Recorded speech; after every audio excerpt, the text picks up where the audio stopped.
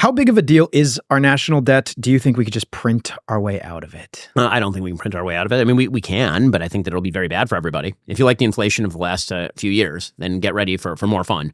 I think the idea that at no point will anybody call in our debt, I think is wishful thinking, financially speaking. Now, again, we are the best bet on the block.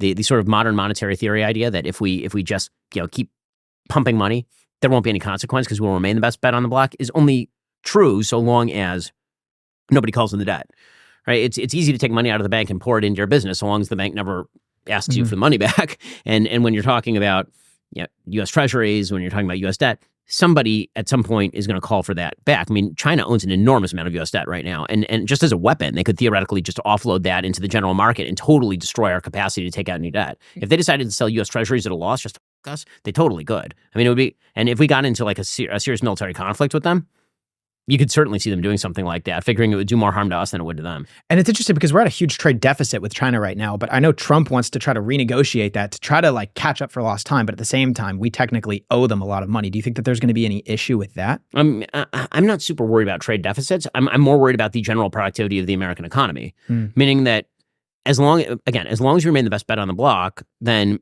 you can work with trade deficits. They start to collapse on you when you have nothing to sell. When there's nothing for you to sell, then all those, you bought something from China. China now has a bunch of dollars. They have to use the dollar somewhere. The idea always was, by classical economics, that they're going to spend it back where the dollar came from. They're going to spend it with you.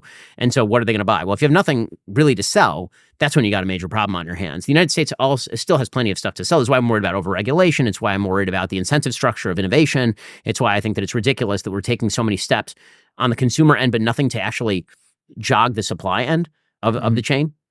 And like so much stuff is concerned with the consumer end of the market. Take healthcare, right? Enormous amount of focus on the cost of healthcare. And so see people like, what if we just cap the price of drugs? What if we just do that because it's really, really expensive? It's like, well, you could do that, but as you say, somebody's going to have to absorb the cost of that. The people who are going to absorb the cost of that are presumably all of the medical R&D companies that are actually developing those drugs. So if you want fewer drugs, then sure, I suppose that you could do that. And to me, there are other things that you could do. Like, for example, use other methods to cudgel other companies into paying the fair market price for the actual drugs rather than using their collective bargaining power to screw the American consumer.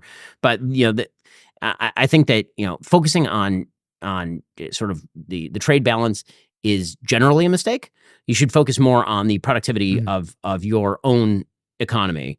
And then on lowering all of the ballast that is represented by the regulatory and welfare state, which is eating up all of that entrepreneurial effort.